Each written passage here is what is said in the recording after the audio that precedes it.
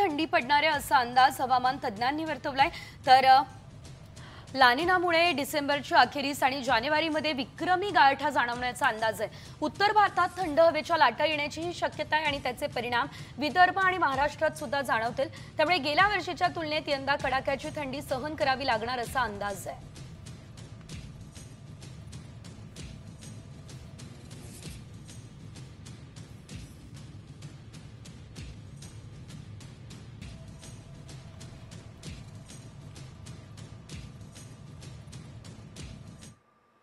जानेवारी महिन्यात जास्त असतात, फेब्रुवारी महिन्यात एखादी कमी असते आणि लानिना असो का एलिना दोन्ही नसले ते तटस्थ असला तरी थंडीच्या लाटा येतात, पण एखाद्या दोन कमी येतात। थंडीच्या लाटा ह्या येणारच आहे। अच्छा, लक्षात घ्या।